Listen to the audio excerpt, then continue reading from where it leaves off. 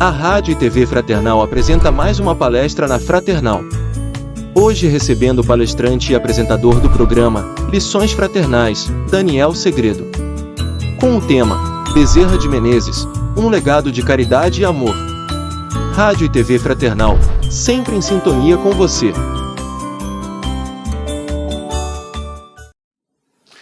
Olá, amigos e amigas da Rádio Fraternal. É uma grande satisfação estar aqui hoje para fazer uma palestra, ainda falar sobre Adolfo Bezerra de Menezes Cavalcante. Esse era o nome do Bezerra de Menezes, o nome completo dele, né, como se diz, nome de batismo. E aproveitando a data aí do ensejo, agora dia 29 de agosto, ele aniversaria, né, se vivo fosse, mas a presença dele é de extrema importância, né? Ele vive ainda no nosso dia a dia com seus ensinamentos, com todo o legado que ele nos deixou, como está aí aparecendo na tela para vocês, que é o tema da nossa conversa de hoje, um legado de caridade e amor. E para a gente falar dele, a gente vai falar exatamente do Evangelho do Cristo. É caridade, o lema do Espiritismo é fora da caridade não há salvação, e o Bezerra de Menezes é exemplo dessa doação, dessa manifestação dele de interesse, de boa vontade em doar-se plenamente. Então, assim, eu fiz aqui um apanhado do histórico dele, o início tem bastante data, tem bastante informação sobre o que ele foi, né, e como esse homem galgou por diversos caminhos aí em toda a sua trajetória de experiência terrena, o que ele fez e como fez, que é isso que vai importar também. Mas é importante a gente saber o que ele foi, no sentido um pouquinho antes do Espiritismo e como ele chegou ao Espiritismo, ele que vivenciou política também, enfim. Então vamos para o legado de amor e caridade de Bezerra de Menezes. Então, Adolfo Bezerra de Menezes Cavalcante, que esse era o nome dele, ele nasceu no dia 29 de agosto de 1831, na região da Fazenda Santa Bárbara, que ficava no município de Riacho do Sangue, numa cidade do interior do Ceará, que hoje se chama Jaguaretama, isso mesmo, lá no interior do estado do Ceará. E ele nasceu numa família, uma das primeiras famílias a povoar o estado do Ceará. O seu pai era o Antônio Bezerra de Menezes, era um homem muito abastado, tinha várias propriedades e filho de Fabiana Cavalcante de Albuquerque. Ele foi letrado, né? Ele começou a ler e escrever em 1838, ali por volta dos 7 anos de idade, no interior do Ceará, numa escola pública, e apenas em 10 meses ele já tinha uma capacidade diferenciada. Ele conseguia ajudar o professor nas aulas. Em 10 meses de estudo, de letramento, ali, de aprender a ler e escrever, ele já tinha uma capacidade de ajudar aquelas crianças, as demais da sala, que tinham certa dificuldade. Então aí a gente já começa a perceber uma diferenciação no seu grau de inteligência, na sua percepção, e um grau de inteligência associado a uma humildade, porque ele nunca utilizou essa inteligência com o intuito da soberba. Pelo contrário, ele utilizou com o propósito de auxílio, né, de amparo. Então, a gente vê aqui a sua vida e obra iniciando ali, né, que ele começa a ler e escrever, ele já começa a ajudar quem precisa dentro da sala de aula, e ele, 1842, logo depois, a família dele precisou se mudar de lá do Ceará, no interior do Ceará que eles moravam. Eles precisaram mudar e foram para o Rio Grande do Norte, por conta de perseguição política do pai dele, porque o pai dele, em que pese fosse um homem abastado, com propriedades, mas o pai dele era envolvido com política. Era um homem muito generoso, era um homem muito bom, porém eles precisaram mudar para preservar a vida da família, de todos mais, e foram para o Rio Grande do Norte e lá vivenciaram. E foi lá que ele começou a aprender latim. Bezerra de Menezes começou a aprender latim e em 2 anos ele já sabia latim a tal ponto de substituir o professor. Ele aprendeu latim com tanta facilidade que ele substituiu o professor na sua ausência por alguma necessidade que o professor não pudesse comparecer, ele ministrava a aula de latim.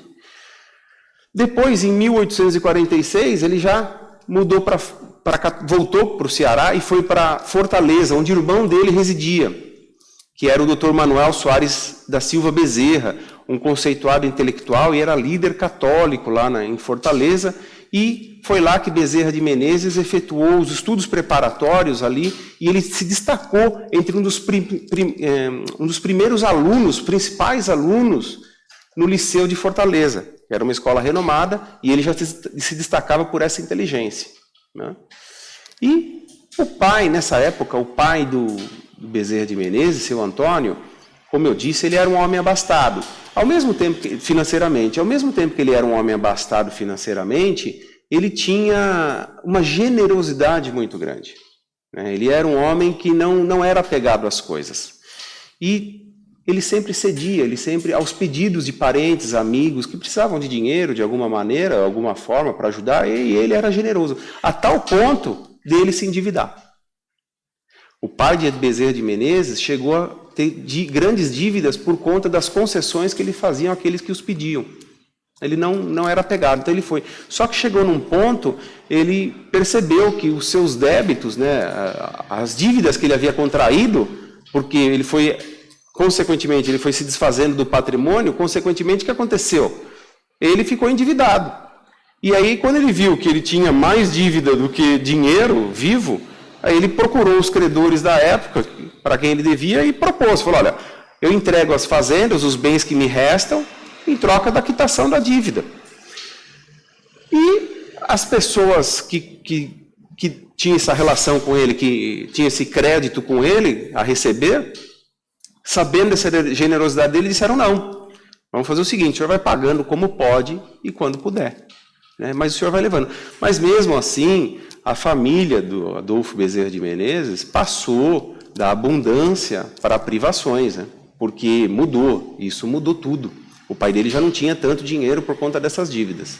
Ainda que ele tenha ficado com algumas propriedades, ele já não detinha aquele poderio financeiro mais. Então a família mudou o esquema da família, né, financeiramente, tudo mudou. Da abundância passou para as privações. E é nessa época que o Adolfo Bezerra de Menezes consegue, junto de alguns parentes que lhe ajudaram, 400 mil réis, dinheiro da época, para vir para o Rio de Janeiro e fazer o quê? O seu sonho, realizar o seu sonho. Qual era? A medicina. Era estudar medicina. Então, ele consegue, junto dos parentes, esse valor de 400 mil réis para vir para o Rio de Janeiro e iniciar a sua carreira de médico. Em 1852, já ele ingressa como praticante interno do Hospital da Casa de Misericórdia, da Santa Casa de Misericórdia, no Rio de Janeiro.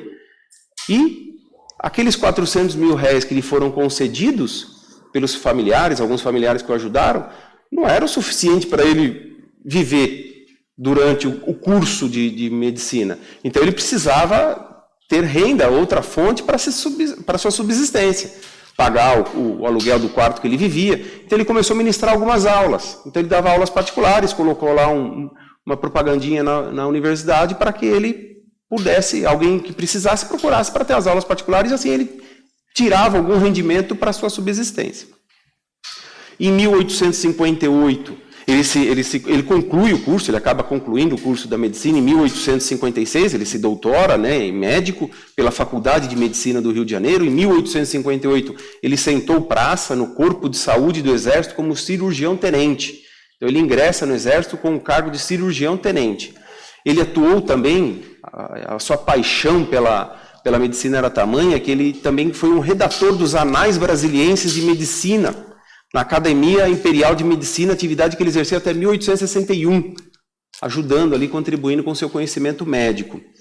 E o Adolfo Bezerra de Menezes, mais conhecido como Bezerra de Menezes, ele tem uma definição para médico que é surpreendente, né? E ele deixou essa definição para nós. Então, ele amava tanto a profissão, mas ele tinha um comprometimento muito grande. É aí que a gente percebe esse amor não só à profissão, mas pelo próximo. E é nesse que eu vou pedir licença para vocês para ler aqui a definição que ele deu de médico, para vocês sentirem esse comprometimento ao mesmo tempo que ele tem essa necessidade de ajudar o próximo. Então ele exercia a medicina, ele era conhecido como médico dos pobres, ele exercia a medicina não como uma profissão pura e simples para ter os seus ganhos, mas era por amor ao próximo. Porque olha o que ele deixou escrito sobre a definição de médico. O médico verdadeiro é isto: não tem direito de acabar uma refeição, nem de escolher a hora, nem de perguntar se é longe ou perto, quando um aflito lhe bate à porta. O que não acode por estar com visitas, por ter trabalhado muito e achar-se fatigado, ou por ser alto à noite, mau caminho ou tempo, ficar longe ou no morro. O que, sobretudo, pede um carro a quem não tem com que pagar a receita, ou diz a quem lhe chora à porta que procure outro. Esse não é médico, é negociante de medicina que trabalha para recolher capital e juros dos gastos da formatura. Esse é um desgraçado que manda para o outro o anjo da caridade, que lhe veio fazer uma visita e lhe trazia a única espórtula que podia saciar a sede de riqueza do seu espírito, a única que jamais se perderá nos vais e vens da vida. Olha aí a definição que ele deu de médico, ou seja, esse comprometimento para ele, e mais para frente a gente vai relatar alguns casos dele e ver ele exercendo dessa maneira que ele descreveu a medicina, o médico, a função do médico. Na sua vida particular, né, ele tinha essa sua filosofia de caridade, de amor, mas ele também tinha o seu lado amoroso, ele tinha o seu lado família, o seu lado paternal, né, a presença. Ele então se casa com Dona Maria Cândida de Lacerda em 6 de novembro de 1858. Mas, infelizmente, por conta do destino, do que já estava prescrito para Dona Maria Cândida de Lacerda, eles viveram juntos nem 5 anos, porque ela desencarnou no início de 1863 e Dr. Bezerra de Menezes teve com ela um casal de filhos. Passados ali 2 anos praticamente, em 21 de janeiro de 1865, ele vai então contrair o segundo matrimônio, que foi com a Dona Cândida Augusta de Lacerda Machado, irmã da primeira esposa, ou seja, sua cunhada. E com ela ele teve mais outros 7 filhos. E assim ele levou a vida, a Dona Cândida Augusta o acompanhou até o fim dos seus dias terrenos, mas ele foi sempre galgando a sua profissão, trabalhando como médico, exercendo, como ele descreveu ali, a função do médico na vida, e ele chegou até de ser reconhecido, tanto como médico dos pobres, caritativo, que ajudava quem mais necessitava, ele foi tomando respeito e sendo renomado, sendo reconhecido por suas atitudes, e alguns amigos fizeram o quê? O convidaram para ir à política. Né, o indicaram para que ele fosse. Ele chegou a ser vereador na Câmara Municipal do Rio de Janeiro em 1860 e sendo reeleito em 1864 até 1868. Bezerra de Menezes também chegou a ser, naquela época era um nome diferente, por conta, ainda não era república, tudo mais, mas ele chegou a ser deputado federal, como nos dias de hoje, naquela época ele chegou a ser como um deputado federal. Então olha como ele também caminhou pela esfera política, né? E mesmo assim, independente se fosse na medicina ou se fosse na política, ele sempre atuando em favor dos menos favorecidos, sempre foi defensor da liberdade, ele era abolicionista, ou seja, ele era contra a escravatura e buscou regular o trabalho doméstico. Lembrando que nessa época não havia Lei Áurea ainda, né? A Lei Áurea foi promulgada só em 1888, então ele ainda tinha que lidar com essa questão dos escravagistas, aqueles que defendiam a escravidão, e ele não, ele era abolicionista. Ele defendia a liberdade para todos.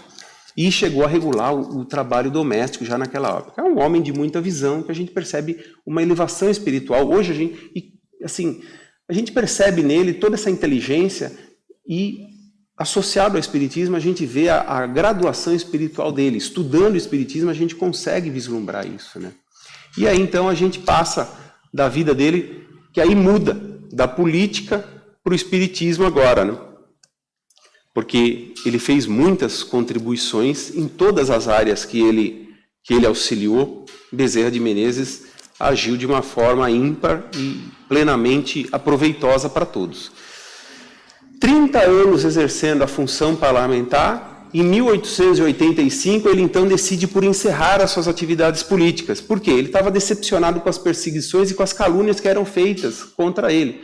Porque Bezerra de Menezes, ele não defendia os interesses próprios. Ele ia lá, como eu acabei de falar, ele defendia os interesses alheios e dos menos favorecidos. E isso incomodava muita gente. Então, por isso que ele era criticado. Né? Por isso que ele tinha ele era mal visto, acabou sendo mal visto ali, mas não por conta da sua atuação, por conta dos outros tinham uma visão deturpada do mundo e viram nele oportunidade para criticá-lo. Ele cansou disso e decidiu, já vinha seguindo o espiritismo, mas não de uma forma, digamos, notória, pública, e aí então ele decide abandonar a carreira política para se dedicar totalmente ao espiritismo. Por quê? É aí que aguardava uma outra e grandiosa missão a Bezerra de Menezes, né?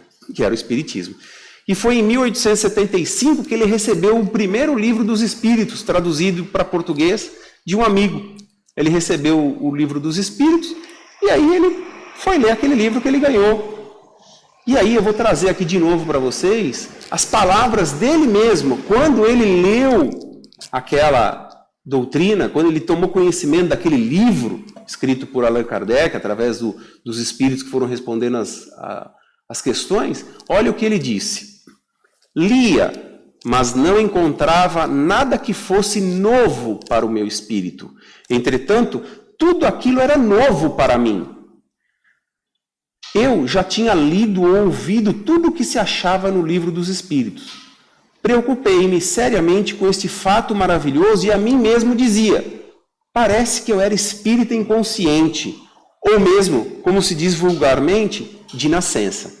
Gente, olha aqui, a gente vê o que? Nas lições aqui que ele já passou do início de Bezerra de Menezes, a gente já vê ele falando o que? Da reencarnação. Né? Nas linhas que ele deixou escrito através do conhecimento que ele teve, da abertura do livro dos Espíritos que ele tomou conhecimento, o que era ali? Olha o que ele disse. Não encontrava nada que fosse novo para o meu espírito, entretanto, tudo aquilo era novo para mim. O que ele quer dizer aqui? O livro era novo para ele naquela fase que ele se encontrava, mas o espírito dele, absorvendo aquela informação, aquilo era óbvio para ele. Então não trazia novidade para o espírito, mas naquela situação terrena que ele se encontrava, era o primeiro contato com o livro dos Espíritos. Então veja essa sutileza dele, essa sublimação, de saber, lógico, aí daqui em diante que ele vai se dedicar, né, ele se torna mais do que um adepto do espiritismo, mas um defensor e divulgador da doutrina espírita.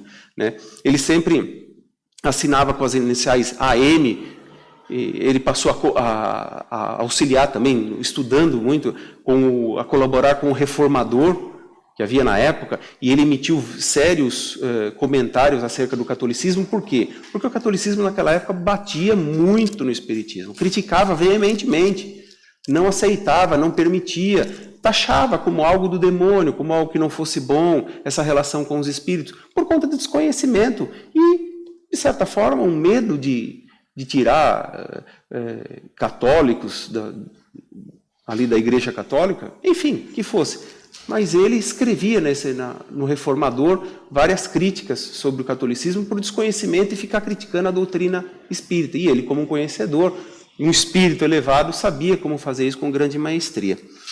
Mas em agosto de 1886, quando ele tinha 55 anos de idade, e perante mais de 1.500 pessoas, lá no salão de conferência da Guarda Velha, no Rio de Janeiro, aí sim ele torna claro, público, notório, a sua vivência, a sua dedicação à doutrina espírita, né? Porque aí ele deixou claro que ele ia abraçar o espiritismo, ia ser o divulgador, ele ia trabalhar na esfera espírita, ele ia não só divulgar, mas exercer o espiritismo, né? E aí sim ele foi o grande catalisador do espiritismo no Brasil. Mas é aí também que ele começa a ter problema. Por quê? A família, lembra da família? Aquele irmão que ele vivenciou um tempo lá em Fortaleza, em 1846, aquele irmão era líder católico. Então a família, os outros irmãos dele, não aceitaram essa mudança dele e o rejeitaram. Né? Diziam que ele havia renegado o catolicismo e pregavam exatamente contra ele o que a Igreja Católica dizia na época, dizendo que ele abraçava ideias falsas e demoníacas.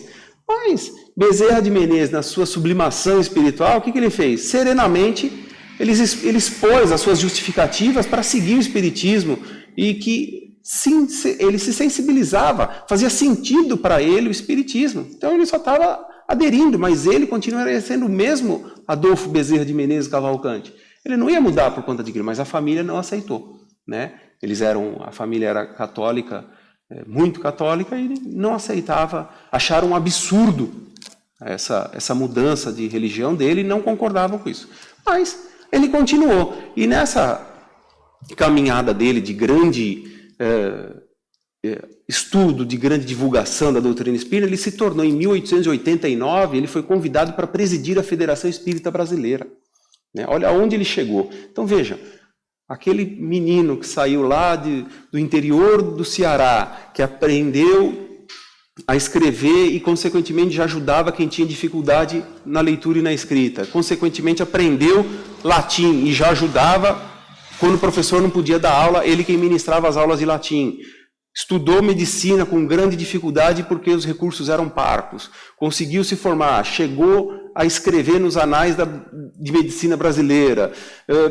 Olha, e agora, presidente da Federação Espírita Brasileira. E não só uma vez, porque ele foi reeleito em 1889, ele foi a primeira vez, depois de 1895 até 1900, no ano do seu desencarne.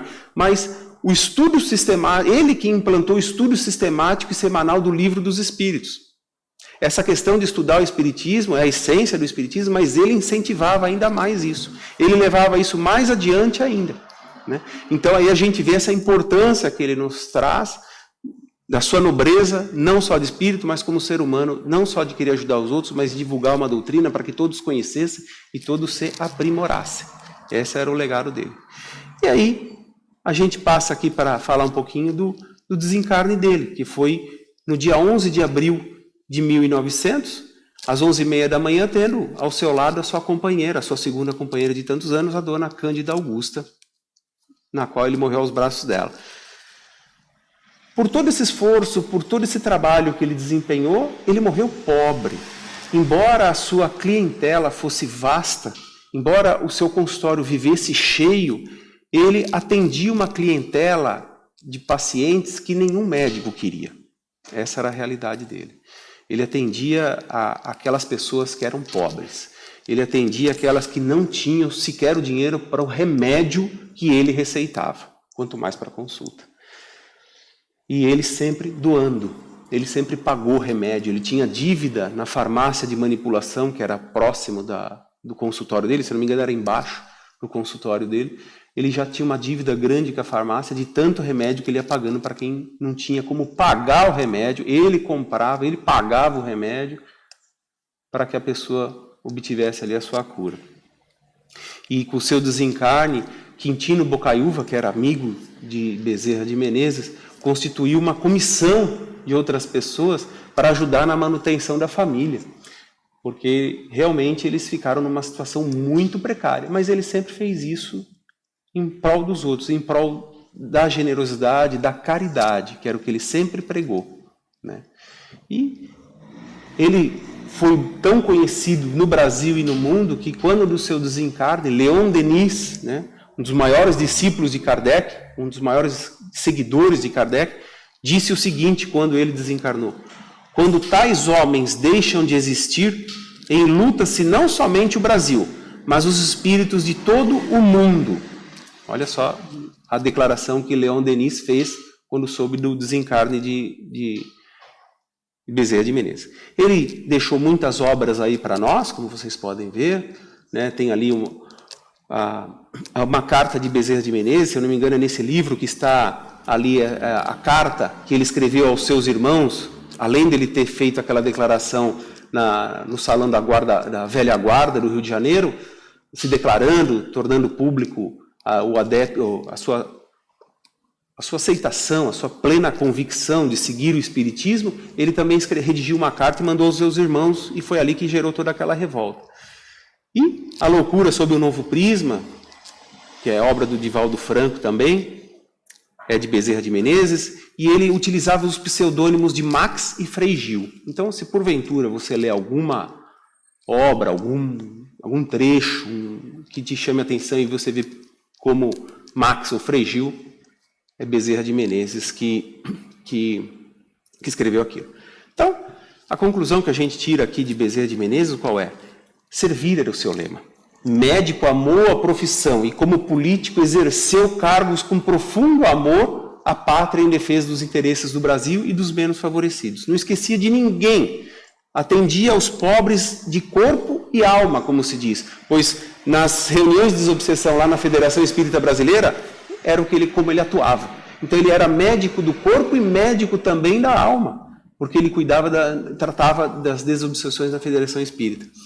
No livro Ação e Reação, psicografado por Chico Xavier, através do espírito André Luiz, há um relato lá da importância de Bezerra de Menezes, né, no seu postulado, no seu legado de amor, onde tem um trecho lá que diz que no capítulo 11, o instrutor Silas, passando orientação a André Luiz, menciona sobre o trabalho de Bezerra de Menezes no mundo espiritual, lá no mundo espiritual. E ele diz assim, com mais de 50 anos consecutivos de serviço à causa espírita, depois de desencarnado, Adolfo Bezerra de Menezes fez jus à formação de extensa equipe de colaboradores que lhe servem a bandeira da caridade.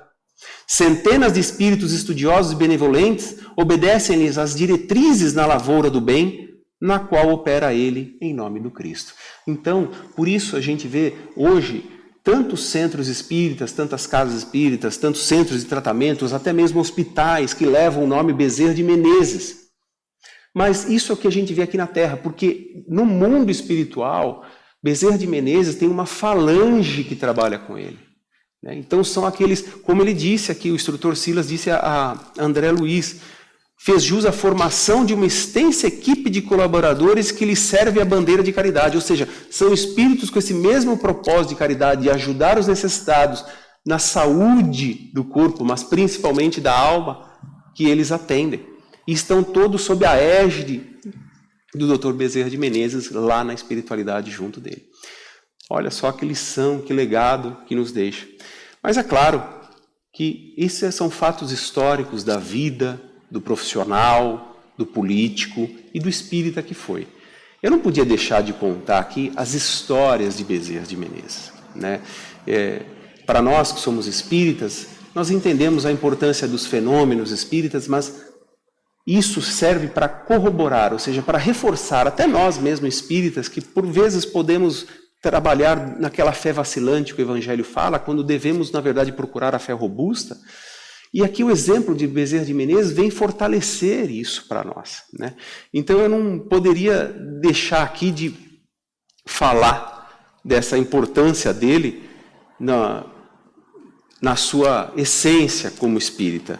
E aí, as histórias de Bezerra de Menezes.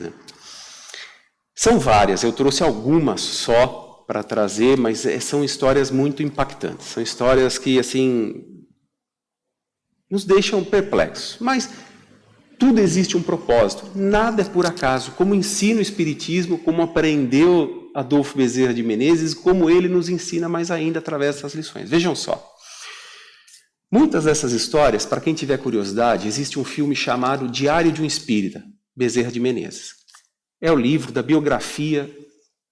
Muito do que eu falei aqui tirei de lá, tem muito material sobre a vida dele também no site da Federação Espírita Brasileira, onde eu montei a palestra.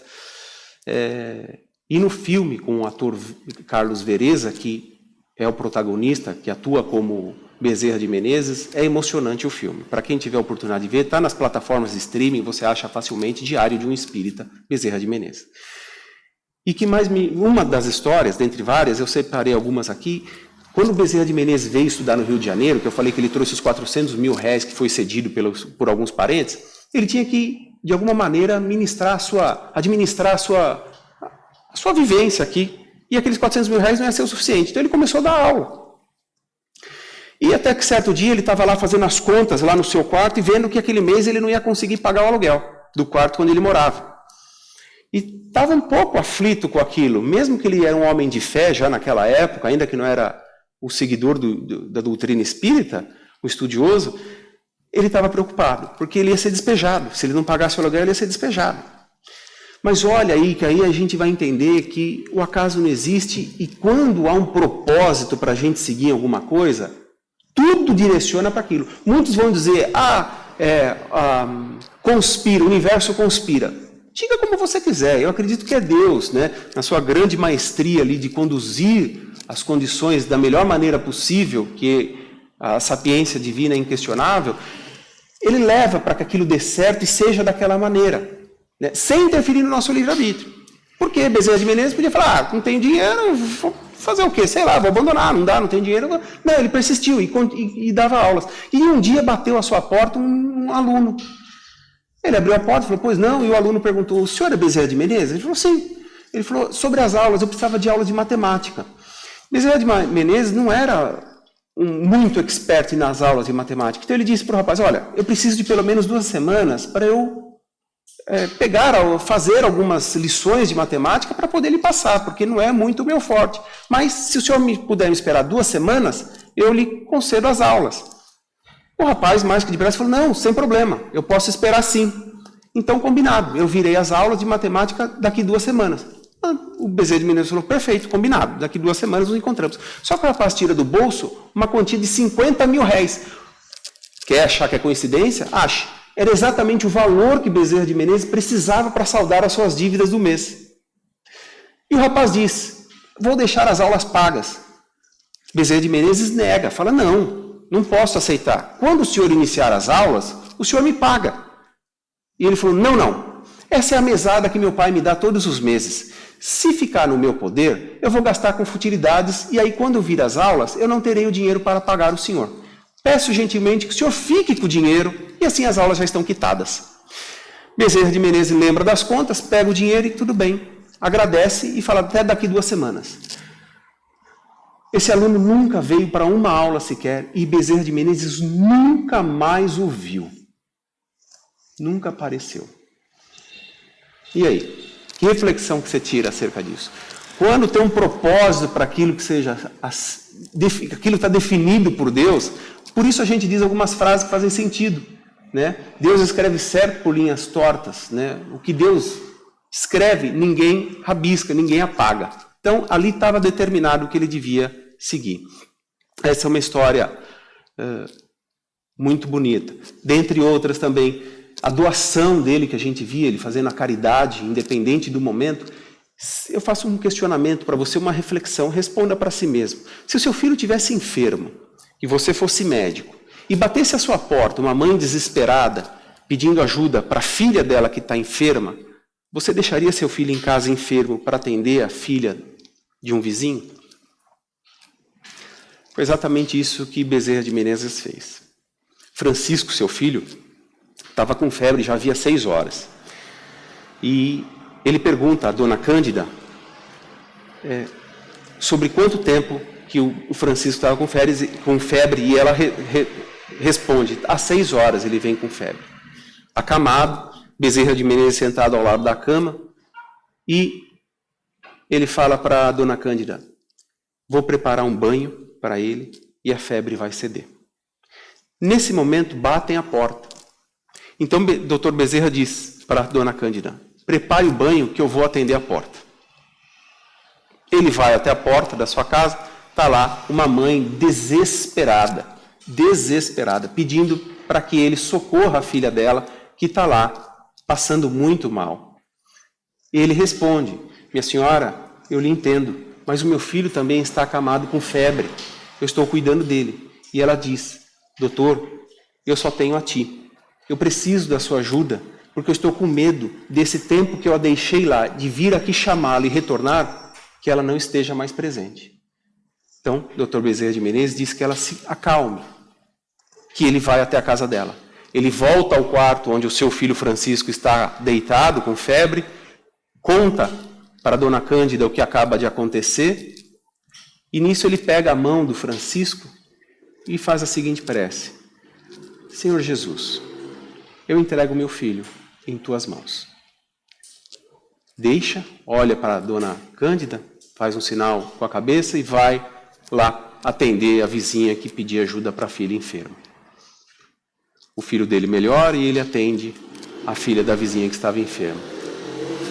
olha o grau de caridade, olha o grau de abnegação que a gente lê no Evangelho, né, que a gente vê em cada lição do Evangelho. Ele deixou o filho dele para ir atender uma outra criança enferma. O filho dele melhorou, a febre foi cedendo, e ele reconheceu ali, ele mesmo diz depois que ele sabia que Jesus era um médico muito melhor que ele, e aquela moça não tinha a quem confiar senão ele. Então, ele deixou o filho dele com Jesus e ele foi atender a outra mãe que tinha o filho enfermo.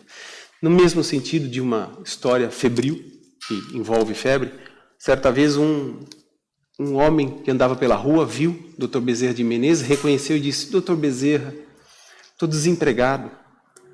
Na minha casa, os meus filhos estão com febre. Estão todos enfermos por ausência de alimentação, estão todos desnutridos, fracos.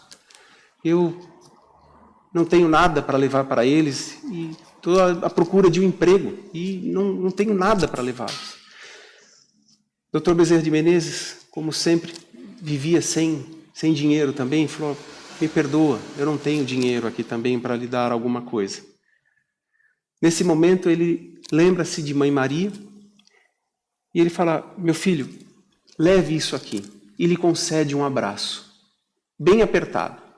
Ele dá um abraço nesse homem, bem apertado, e fala: entrega esse abraço aos seus familiares que lhe aguardam na sua casa. E foi embora. Tempo depois ele encontra com esse mesmo homem, o qual corre atrás dele: Dr. Bezerra, eu vou, meu filho, como está? Ele falou: venho agradecer-lhe. Depois daquele abraço, eu consegui um emprego e os meus filhos melhoraram. O poder de cura de Bezerra de Menezes era inacreditável. A sua fé, a fé robusta que o Evangelho nos ensina, era a que ele exercia.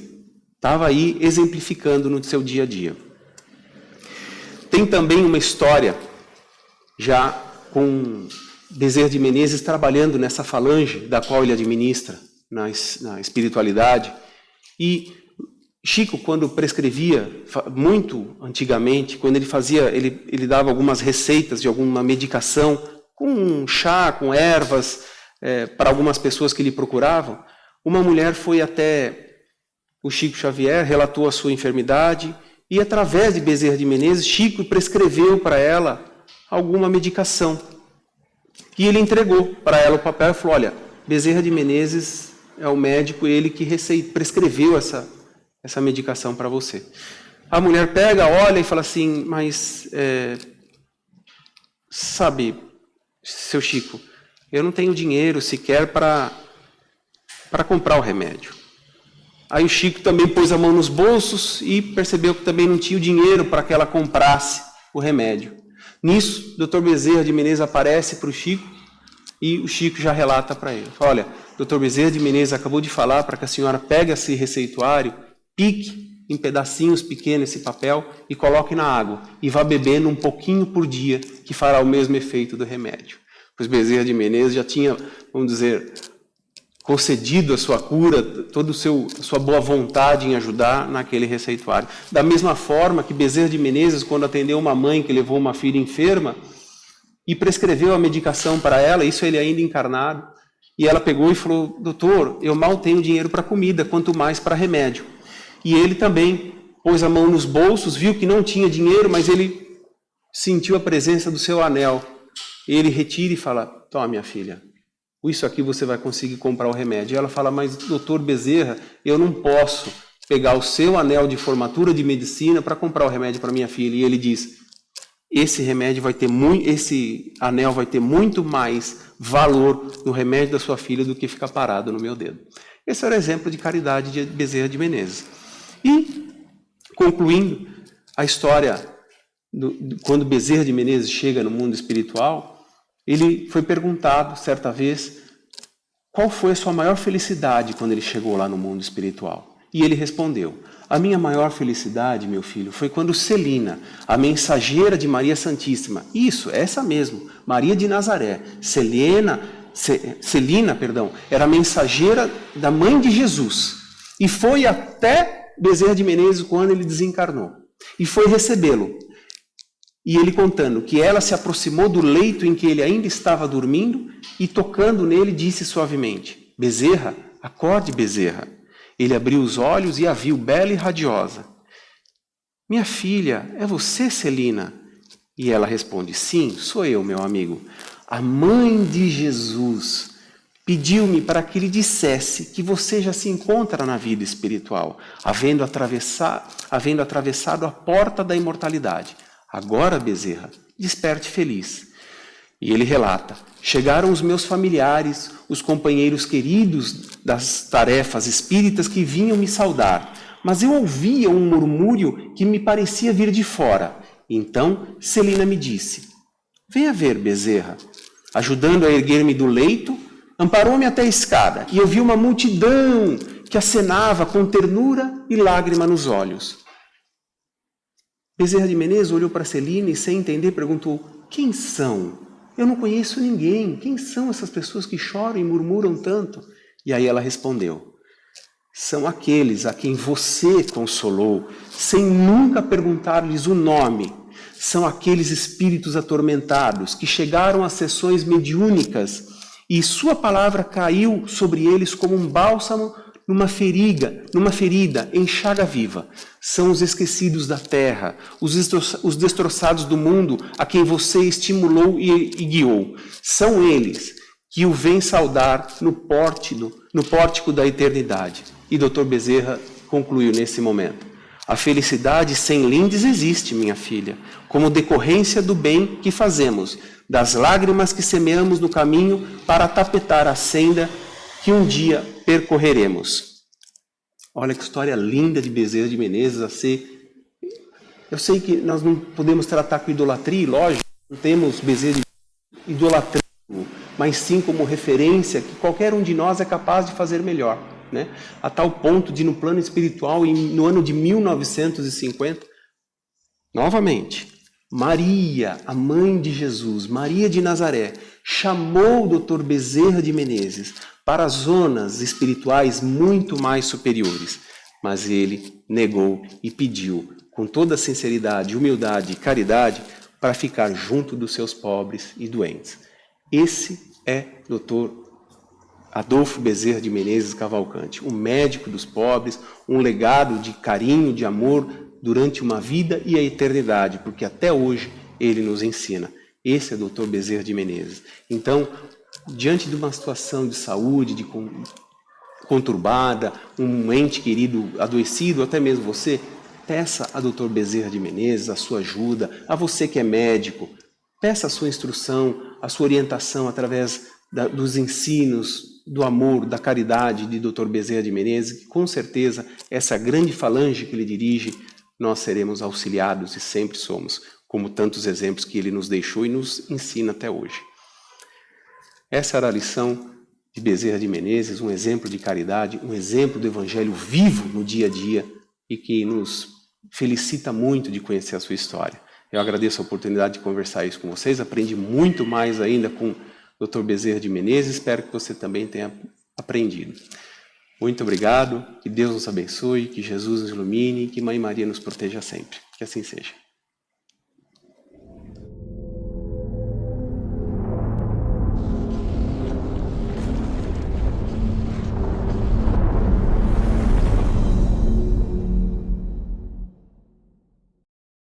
Acabamos de apresentar mais um programa Palestra na Fraternal. Sempre uma palestra diferente com temas ligados à doutrina espírita. Assista pelo YouTube, pela TV Fraternal e também no Facebook.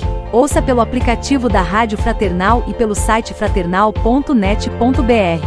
Rádio e TV Fraternal, sempre em sintonia com você.